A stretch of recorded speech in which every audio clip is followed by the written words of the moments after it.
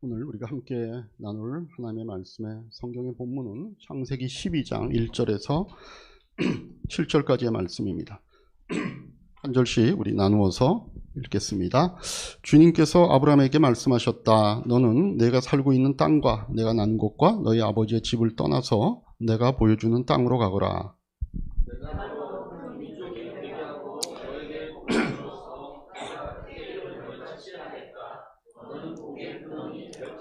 너를 축복하는 사람에게는 내가 복을 베풀고 너를 저주하는 사람에게는 내가 저주를 내릴 것이다. 땅에 사는 모든 민족이 너로 말미암아 복을 받을 것이다.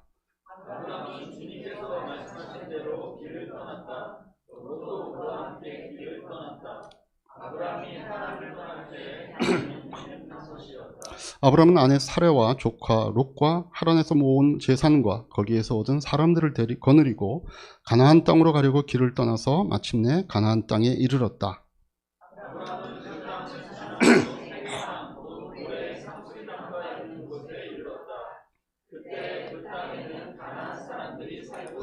같이 봅니다. 주님께서 아브라함에게 나타나셔서 말씀하셨다. 내가 너희 자손에게 이 땅을 주겠다. 아브라함은 거기에서 자기에게 나타나신 주님께 제단을 쌓아서 바쳤다.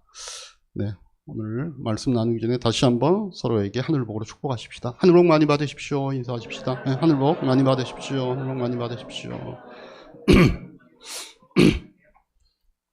자, 오늘 제가 이 설교를 통해서 여러분 신앙의 좀 좌표 하나를 좀 점검할 수 있는 시간을 좀 드리려고 합니다.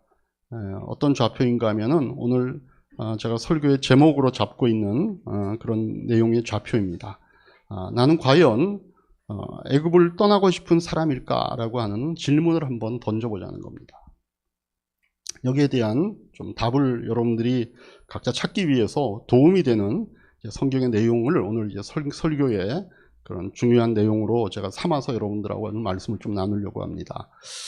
여러분들 잘 알듯이 이스라엘 백성이 이제 자신들이 노예살이 하던 이집트를 떠나서 가려고 하는 것이 어디였죠? 가나안 땅입니다. 하필 왜 가나안 땅이죠? 그 당시에 땅이 많았을 텐데 왜 하필이면 가나안 땅인가? 그들의 조상들에게 하나님께서 주신 땅이기 때문에 그렇습니다. 그러니까 하나님은 이스라엘 백성만 선택한 것이 아니라 하나님은 땅도 선택을 하신 겁니다.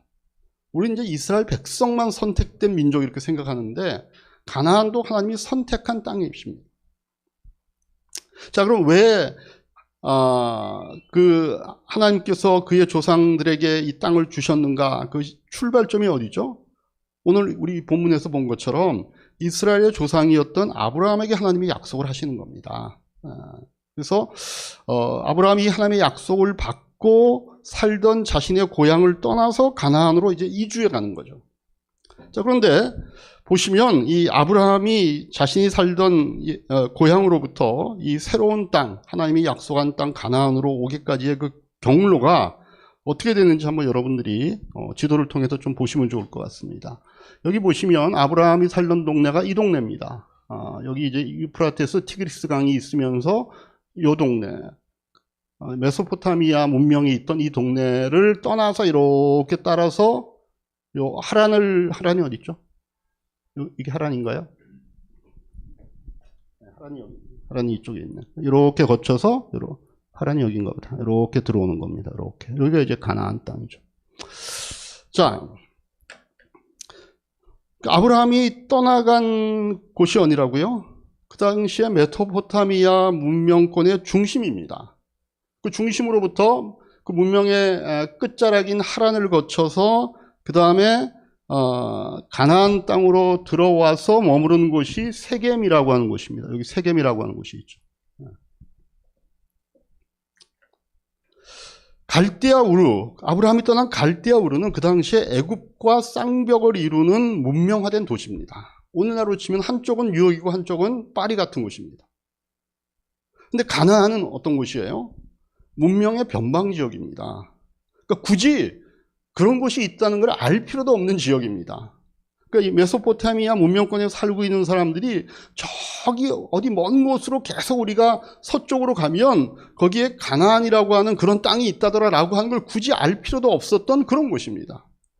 그런 곳으로 아브라함이 하나님의 약속을 받아서 떠난 거죠. 그 아브라함이 떠나게 되는 동기가 된 하나님께서 아브라함이 가진 약속이 뭐죠? 무슨 약속을 붙잡고 가는 겁니까? 처음에는요, 땅에 대한 약속은 없습니다. 처음에는 아브라함에게 자손에 대한 약속만을 주십니다. 창세기 12장 1절에서 2절을 보시면 주님께서 아브라함에게 말씀하셨다. 너는 내가 살고 있는 땅과 내가 난 곳과 너희 아버지의 집을 떠나서 내게 보여주는 땅으로 가라. 땅으로 가라라는 얘기만 나오고 땅을 주겠다 말겠다는 없습니다. 하나님이 하신 약속의 핵심은 2절입니다. 내가 너로 큰 민족이 되게 하고 너에게 복을 주어서 내가 크게 이름을 떨치게 할 것이 너는 복의 근원이 될 것이다. 다시 말하면 아브라함에게 그의 후손, 그의 씨에 대한 약속을 하시는 겁니다. 아브라함이 그거 믿고 가는 겁니다. 왜요? 아브라함은 당시 몇 세라고요? 75세입니다.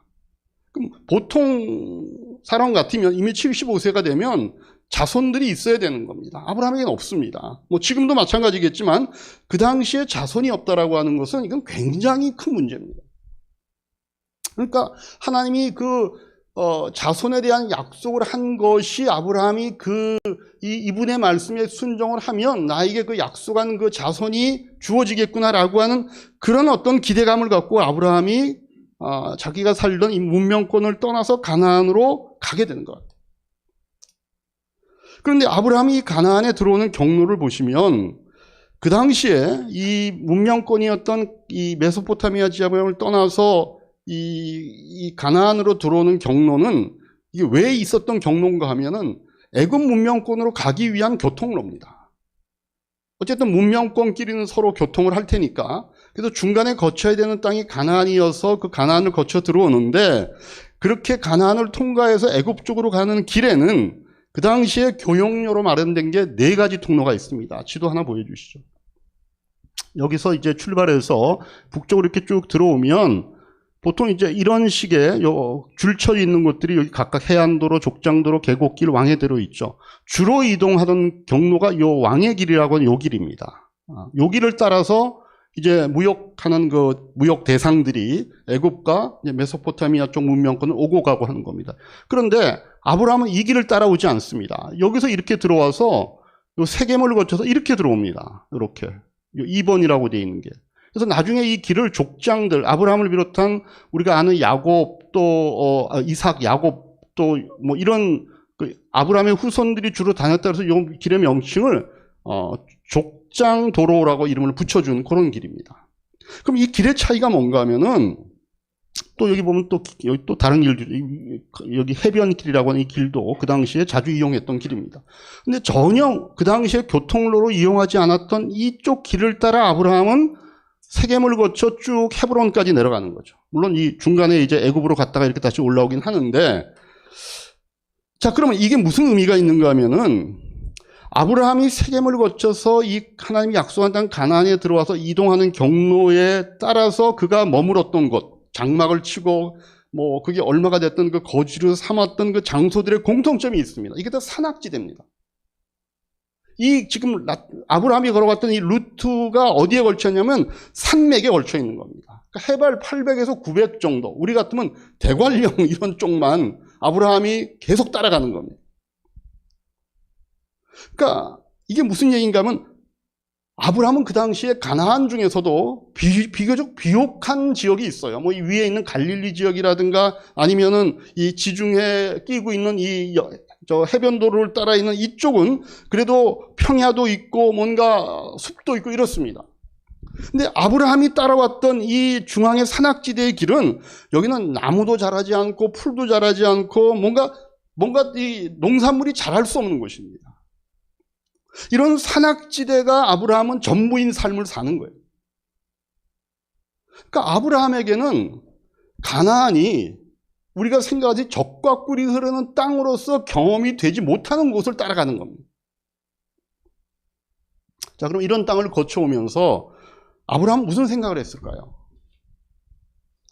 하나님이 분명히 자식을 주겠다라고 하는 약속을 의지해서 아브라함이 떠나오긴 왔는데 와보니까 그가 경험한 가나안은요, 매우 실망스러운 곳입니다. 자신이 살던 갈대아 우르와는 비교할 수 없을 정도로 열악한 곳입니다. 그래서 그 증거가 뭔가 하면요, 아브라함이 이렇게 왔을 때 이 땅에 기근이 왔다 그러잖아요. 그러니까 아브라함이 조금도 망설임 없이 살기 좋은 이집트로 이주하는 겁니다. 창세기 12장 10절 보시죠. 그 땅에 기근이 들었다. 그 기근이 너무 심해서 아브라함은 이집트에서 얼마 동안 몸부쳐 살려고 그리로 내려갔다. 그러니까 여기서 우리 지금 이 세번역에는 얼마 동안 몸부쳐 살기 위해서 갔다라고 되어 있는데 원래 원문에는 이게 이주한 겁니다. 거기 살려고 간 거예요. 양식을 구하기 위해서 기근을 잠시 피하기 위해서 잠깐 다녀오는 것이 아닙니다. 아니, 거기서 살려고 내려가는 겁니다. 그러나 하나님의 목적은 뭐예요? 아브라함이 가나안에 거주하게 하도록 하는 게 하나님의 목적이에요. 하나님은 아브라함만 선택한 것이나 그 땅도 선택이기 때문에 아브라함이 그 땅에서 살아야 되는 하나님의 목적상. 그래서 하나님이 어떻게 하셔요? 그 당시에 이집트의 왕이었던 바로를 사용하셔가지고 어쩔 수 없이 이 사라와의 어떤 이런 문제가 생기는 바람에 아브라함이 다시 가나안으로 돌아올 수밖에 없죠. 왕하고 감정이 상했는데 어떻게 그렇게 살겠어요? 그러니까 다시 돌아오는 겁니다. 창세기 12장 17절에서 20절. 그러나 주님께서 아브라함의 아내 사라의 일로 바로와 그 집안에 무서운 재앙을 내리셨으므로 바로가 아브라함을 불러서 꾸짖었다. 어찌하여 너는 나를 이렇게 대하느냐? 저 여인이 너의 아내라고 왜 일찍 말하지 않았느냐? 어찌하여 너는 저 여인이 내 누이라고 해서 나를 속이고 내가 저 여인을 아내로 데려오게 하였느냐? 자, 내 아내가 여기 있다. 데리고 가거라. 그런 다음에 바로는 그의 신하들에게 명하여 아브라함이 모은 재산을 거두어서 그 아내와 함께 나라 밖으로 나가게 하였다. 그러니까 쫓겨나는 겁니다. 그래서 어쩔 수 없이 다시 아브라함은 끙 하고 다시 가나안으로 오는 겁니다. 그래서 결국 아브라함이 다시 가나안으로 와서 이제 롯과 헤어지죠. 그때까지 롯하고 같이 다녔는데 롯은 소돔 고모라 지역으로 땅이 보니까 너무 살기도 좋고 그쪽으로 이제 이주하고 그 다음에 아브라함이 최종적으로 이 가나안에 정착한 곳이 이제 아까 봤던 헤브론이라고 하는 곳입니다. 아까 지도 한 번 더 보여주시죠. 그 길 4개 표시된 거.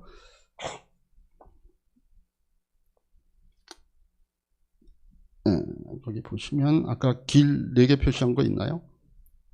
여기 보시면 여기 이제 헤브론이라고 하는 곳이 주로 이제 아브라함이 오랫동안 정착했던 그런 곳입니다. 근데 헤브론도 해발 고도 800m가 넘는 고지대에 있는 도시입니다.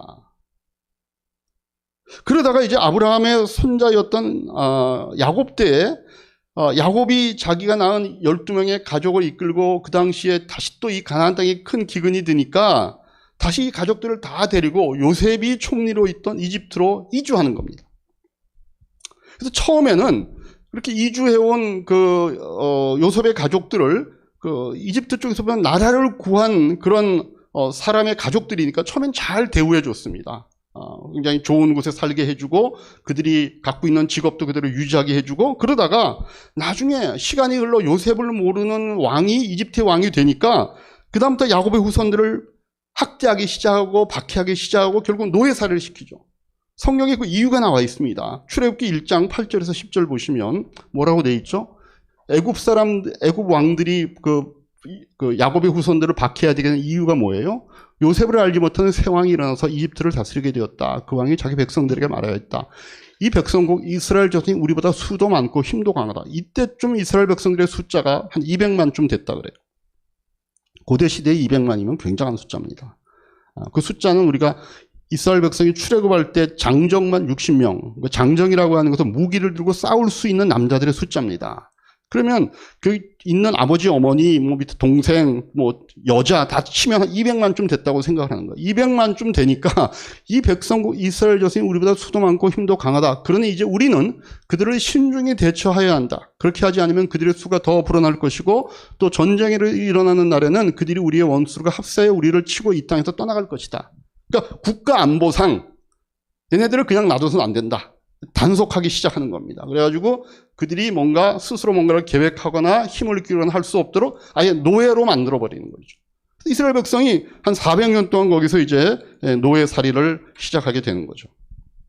근데 노예로 있던 이 야곱의 후손들 하나님께서 400년 뒤에 구원해 주십니다. 이유가 뭐예요? 그들의 그 고통에 대한 호소 때문이 아니라 하나님이 그들의 조상에게 했던 그 언약을 기억하셨기 때문에 그들을 출애굽시키는 겁니다. 그러니까 하나님이 이스라엘 백성에게 두 가지 약속했다 그랬죠. 하나는 뭐예요?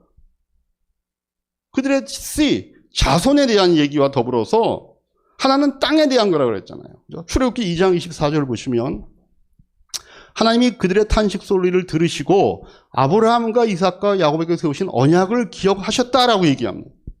그것 때문에 그들을 다시 꺼내시는 겁니다.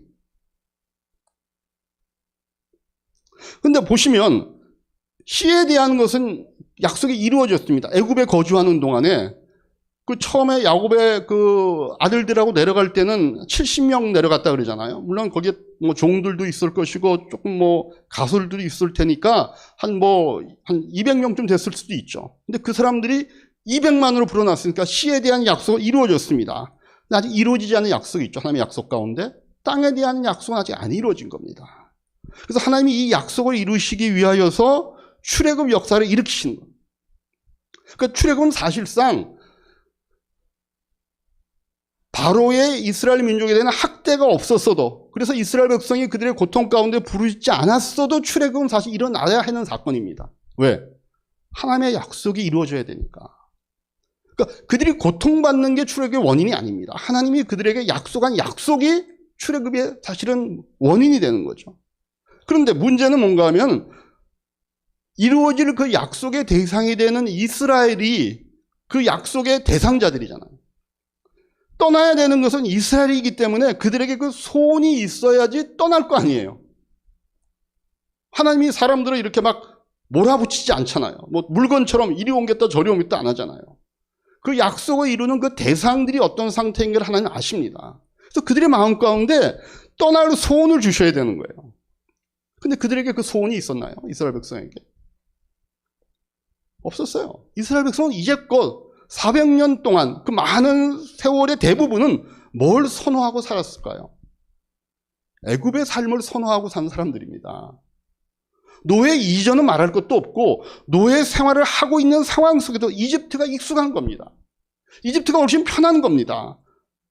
만일 그들이 떠난다고 생각하면 이제까지 그들이 애굽에서 일군 재산, 누렸던 문화 이런 걸 다 놓고 떠나야 되는 것이기 때문에 평소에는요 생각할 수 없는 것들입니다. 그런데 문제는 뭐예요? 고난이 심해지는 겁니다. 박해가 심해지는 겁니다. 그러니까 어쩔 수 없이 떠날 마음을 갖게 되는 겁니다. 그러니까 이게 나중에 이스라엘이 망한 다음에 바벨론 포로로 갔다가 다시 가나안으로 돌아오는 그것과는 차원이 다른 겁니다. 그때는 이스라엘 백성들이 소원했죠. 70년 동안 바벨론에서 살면서 우리는 돌아가야 돼 이게 있었지만 처음에 출애굽 애굽에서 할 때 이스라엘 백성의 상황은 그게 아닙니다. 애굽이 좋은 거예요. 뭐 뉴욕에 사는 사람을 뉴요커라고 얘기하고 파리에 사는 사람 파리지앵이라고 얘기하죠. 애굽지앵들입니다. 애굽커들. 좋은 거예요 그게. 그래서 이스라엘이 가나안을 떠나는 여정, 이 출애굽은 가나안 드림을 갖고 떠나는 게 아닙니다. 눈물을 머금고 어쩔 수 없이 떠나는 겁니다. 이게 마치 뭐와 같냐면요, 일제강점기 때 우리 조선 반도의 상황이 너무 힘들고 고통스러우니까 의식이 있는 사람들이 어떻게 해요? 간도로 떠나는 겁니다. 북한도로 떠나고 거기서 독립운동도 하고 거기서 뭐 다시 재산도 일구고 그러는 겁니다. 마치 이스라엘 백성이 떠나는 게 그런 거예요. 살 수가 없으니까 어쩔 수 없이 떠나야 되는 그 동기를 갖는 겁니다. 자, 그래서 떠난 이스라엘이 도착해서 보는 가나안은 어땠을까요? 일단 모세가 자기가 죽기 전에 이제 느보산이라는 곳에 하나님이 올라가게 하셔가지고 가나안을 바라보게 합니다. 넌 이제 못 들어갈 거니까 그래도 보기나 해라. 이래가지고 가나안에 올려보냅니다. 그래서 모세가 가나안 일들을 쭉 보는 얘기가 신명기에 나옵니다. 34장 1절에서 4절 보시면 신명기 34장 1절에서 4절 보시면 한 절씩 같이 보십시다. 모세가 모압 평원 여리고 맞은쪽에 있는 느보산의 비스가 봉우리에 오르니 주님께서는 그에게 단에 이르는 길르앗 지방 온 땅을 보여주셨다.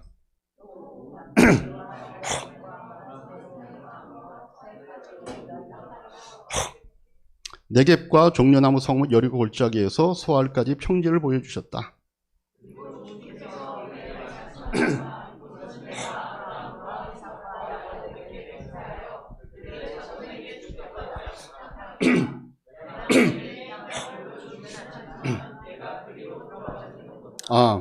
자, 그래서 느보산에서 바라봅니다. 성경에는 굉장히 좋은 내용의 풍경만을 적어놨는데 실제로 모세는 그 이상을 봤을 겁니다. 이게 지도 하나 보시면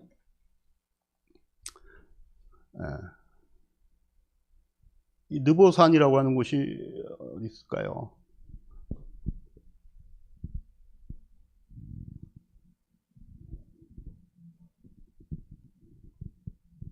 이 지도가 맞는 지도인가요? 거기 느보산 그거 나왔나요?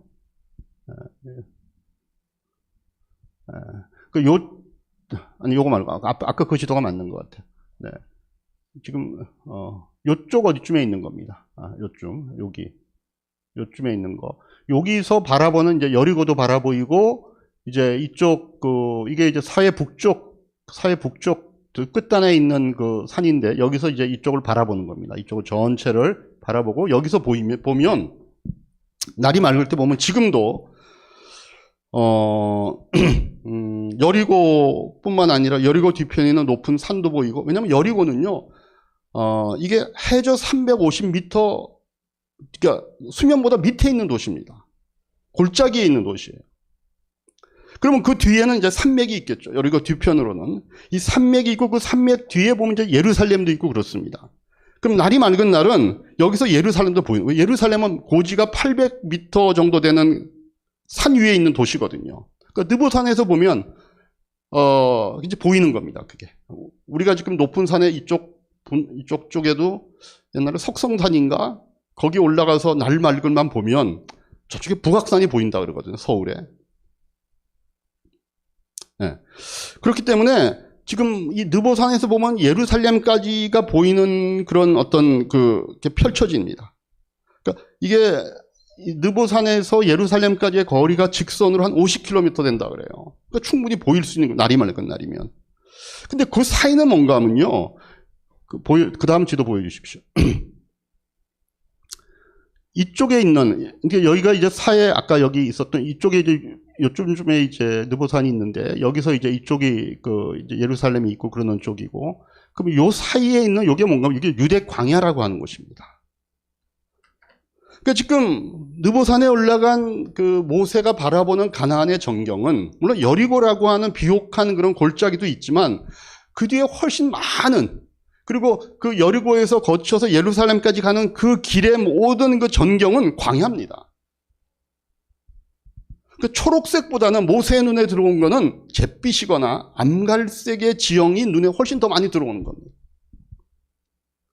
그러니까 적과 꿀이 흐르는 땅으로만 알고 있는 이 가나안 땅의 실체는 뭔가 하면은 광야입니다.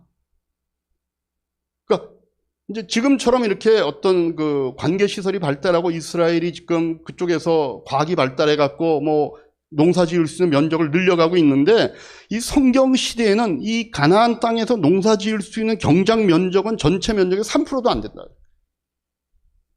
그러니까 모세가 어떤 생각을 했을까? 그거 바라보면서.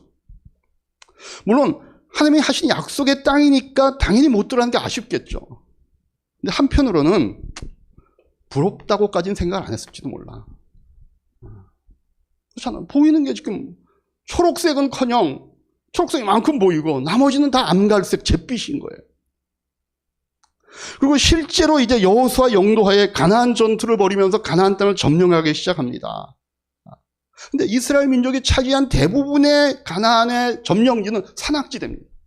왜냐하면 전투 시작 자체가 이 남쪽으로부터 평화지대로부터 이렇게 애굽에서 올라오는 길을 따라 쳐들어가는 게 아니라 우리가 알듯이 제일 먼저 여리고 성 무너뜨리고 그죠, 이렇게 가죠.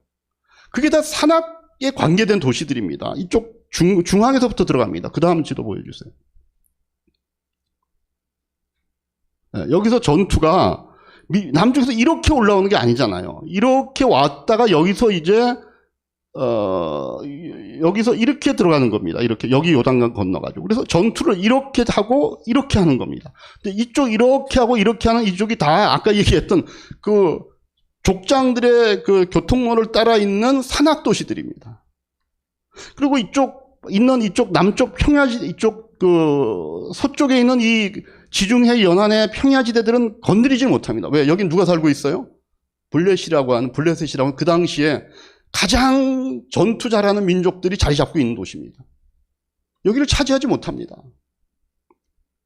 그래서 끝까지 나중에 다윗 왕국이 되기 전까지는 블레셋이 항상 이스라엘의 골칫거리입니다. 여러 가지 면에서 뭐 이런 자원을 확보하거나 무슨 어떤 국력을 누리는 데 있어서 블레셋이 항상 문제인데 다윗 때에 비로소 블레셋을 점령합니다. 그 전까지는 이스라엘은 주로 산악지대를 점령해서 자기들의 땅으로 삼고 사는 거예요. 그러니까 실제로 이스라엘은 적과 끓이는 땅이라고 표현된 가나안에 들어와서 전투하면서 그 땅에 살게 되었지만 실제로는 척박한 땅에 자리 잡고 사는 거예요. 그럼 어떻게 해야 돼요? 그 땅에 오게 하신 하나님의 약속을 붙잡고 이 땅은 적과 꿀이 흐르는 땅으로 만드실 하나님의 약속을 붙잡고 하나님을 의지하면서 살아야 되는데 이스라엘은 어떻게 해요? 거기 가서 이거 안 되겠구나. 그럼 우리를 이렇게 잘 살게 만들어줄 그런 신을 섬겨야 되겠구나. 그래서 우상으로 들어가는 거예요. 왜? 가나안 민족들을 보니까 잘 사는 민족들이 있잖아요. 평야지대에도 살고 뭐 다 잘 살고 있는데 걔네들을 보니까 다양한 신들을 섬기는 거예요. 그러니까 우리는 하나님만 섬겨서는 안 되고 이런 다양한 신들을 섬기는 게 우리가 이 땅에서 살 수 있는 방법이겠구나를 생각하고 이스라엘이 너무 자연스럽게 우상 숭배로 넘어가는 거예요. 자, 그러면 이런 상황 속에서 이스라엘 백성들이 과연 우리가 출애굽을 잘했다고 생각했을까요? 하나님의 약속을 붙잡은 사람들은 그랬을 겁니다. 우리가 정탐꾼 12명 알잖아요. 그 중에서 여호수아와 갈렙 두 사람은 그 믿음이 있었으니까 그 마음이 있었을 거예요. 끝까지. 근데 거기서 상징하는 10명을 비롯한 대부분의 이스라엘 사람들의 마음속에는 어떤 상황에 부딪힐 때마다 이집트 생활을 그리워하며 그대로 돌아갈 마음들을 품고 했다는 겁니다. 그리고 그 결과가 이스라엘 땅에 살면서도 우상 숭배로 그것이 풀려나가는 겁니다. 민수기 16장 12절 보시죠. 민수기 16장 12절.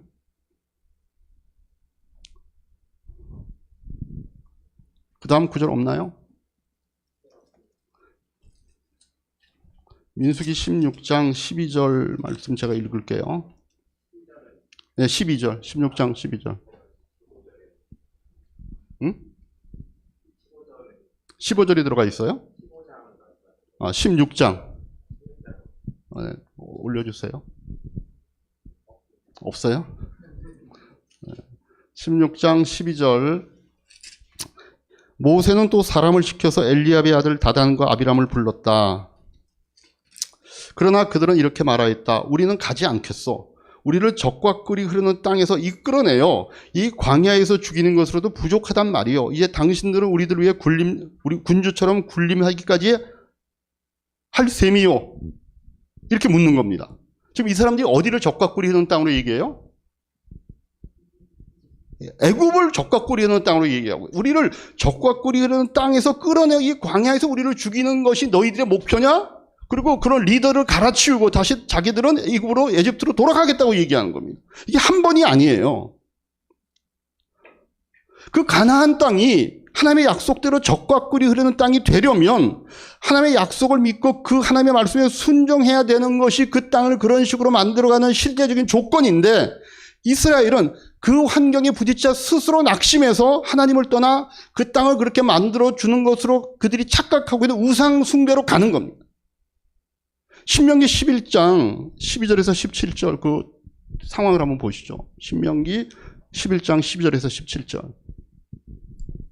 우리가 지난번에 한번 봤던 건데 한 절씩 나눠 보십시다. 주 당신들의 하나님이 몸소 돌보시는 땅이고 주 당신들의 하나님의 눈길이 해마다 정초부터 섣달 금날까지 늘 보살펴 주시는 땅입니다. 이게 가나안 땅에 대한 지금 얘기예요. 예, 읽으시죠.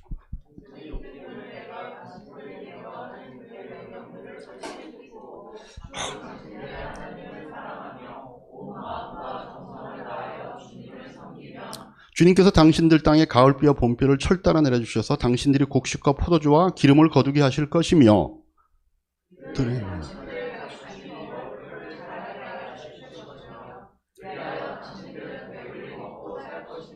그 땅은 하나님이 돌보시는 땅이에요. 하나님이 지금 그것을 바라보시는 땅이에요. 그래서 그 땅이 그런 식의 적합하게 흐르는 땅이 되려면 너희들이 하나님의 말씀에 순종할 것이 조건이 되는 겁니다. 만약 그렇지 않으면 16절 당신들은 유혹을 받고 마음이 변하여 다른 신들을 섬기거나 그 신들 앞에 엎드려서 절을 하는 일이 없도록 주의하십시오. 당신들이 다른 신들을 섬기면 주님께서는 당신들에게 진노하셔서 하늘을 닫고 비를 내리지 않으실 것이며 당신들은 밭에서 아무것도 거두지 못할 것입니다. 그렇게 되면 당신들은 주님께서 주시는 기름진 땅에서도 순식간에 망할 것입니다. 이 조건이 있는 거예요. 하나님이 그 땅을 선택하셨어요. 그 땅은 분명히 적과 끓이던 땅이 될 수 있어요. 하나님이 돌보시는 땅이니까. 근데 거기는 그렇게 되려면 하나님의 말씀에 순종해야 돼요. 근데 이스라엘 백성은 거기 가서 유혹을 받아 그 땅을 기름지게 만들어줄 것 같은 우상 숭배로 그들은 빠져버리는 거예요. 그러면 오늘 제가 처음에 이 설교를 처음에 시작할 때 그 질문으로 한번 돌아가 보십시다. 우리는 출애굽을 하고 싶은가요? 우리는 세상이 더 좋은 사람들 아닌가요?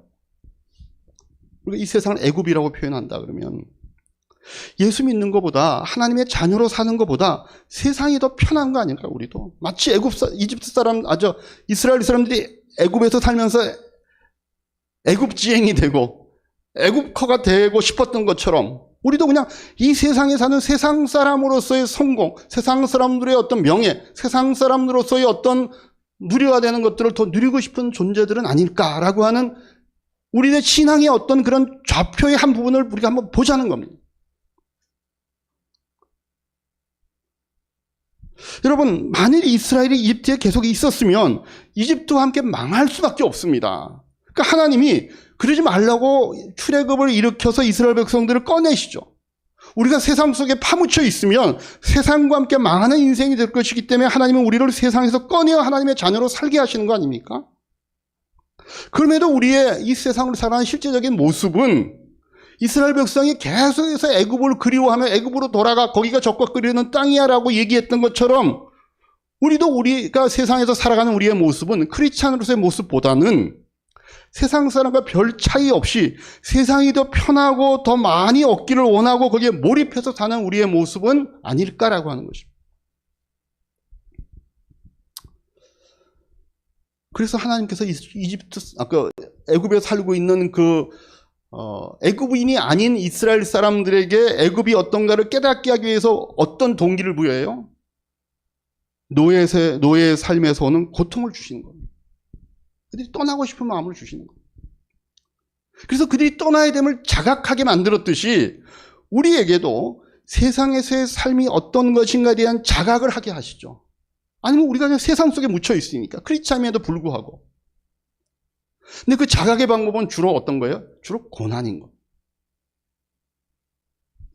하나님 그러지 마시고 우리가 그래도 이 세상에서 잘 되고 뭔가 높아지고 그래서 뭐 권력도 누리고 막 이러면은 우리가 그때 그냥 우리가 갖고 있는 권세와 힘으로 우리가 이 세상을 정말 하나님 나라 같이 멋지게 한번 만들어 보겠습니다. 그런 방법을 써주세요라고 우리는 소원하죠. 하나님마다 잘 되고 예수 믿으면 저렇게 엄청나게 잘 돼. 우린 다 예수 믿어야 돼. 뭐 이런 식으로 마치 콘스탄틴 대체가 기독교를 공인해가지고 이제는 출세하려고 그러면 예수 믿어야 돼. 교회 가야 돼. 라고 하는 그 시대처럼 그런 식의 어떤 일들이 일어나기를 우리는 원하는 거예요. 하나님은 우리에게 그 방법으로 안 하십니다. 우리에게 고난을 통해 우리가 이 세상에 전념하고 사는 존재가 아니라고 하는 것들을 자각하게 하시죠. 세상에서의 삶의 무의미와 무가치함을 고난을 통해 깨닫게 하시는 거예요. 여기서 말하는 고난은 어떤 꼭 사고라든가 병 같은 것만을 얘기하는 것이 아니라 세상이 주는 것들에 대한 허무함, 내가 추구했던 것들에 대한 어떤 너무 그게 일시적인 것이다.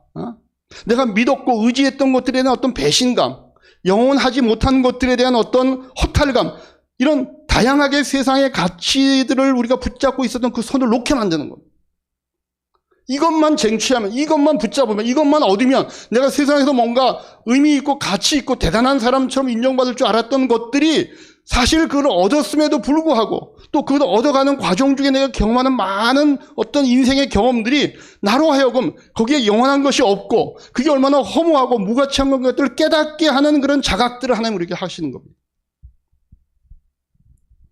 그래서 신앙은요, 나이가 들수록 좀 깊어지는 경향이 있습니다. 왜? 그런 경험들을 많이 하거든요. 그러니까 지금 20대 뭐 학생들 이럴 때는요, 사실은 그 경험이 많이 적잖아요.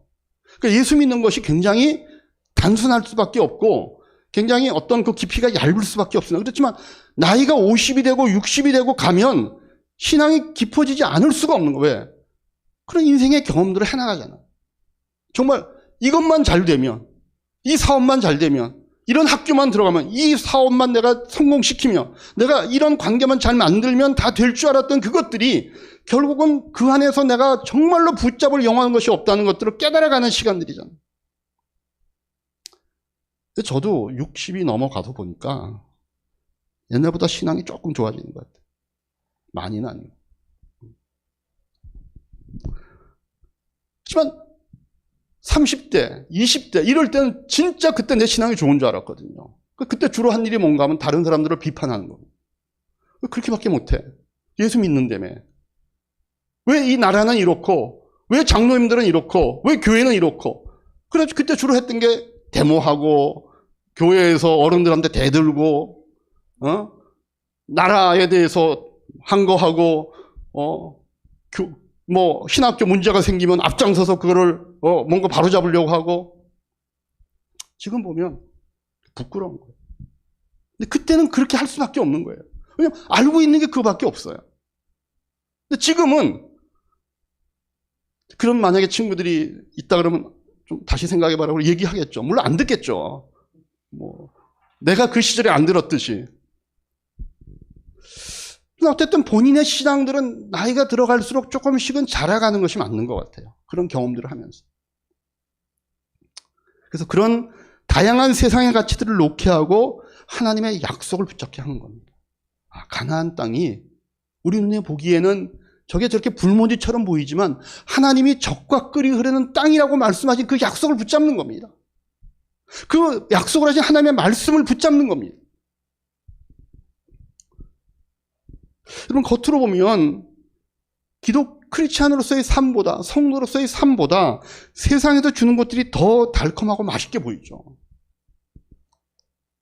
저는 자라면서 모태신앙 있는 사람이니까 계속해서 마음이 조금 이렇게 좀 늘 한구석에 남아있던 게 뭔가 하면, 그래도 세상에서만 이렇게 살았던 친구들, 교회 안 다니는 친구들을 보면은 우리가 보통 얘기하는 이렇게 좀 문란한 생활, 뭐 어디 뭐 이렇게 좀 가서 즐기는데, 그죠? 뭐 클럽에도 가고 뭐 이렇게 뭐 자기들 삶을 즐기는 게 있잖아요.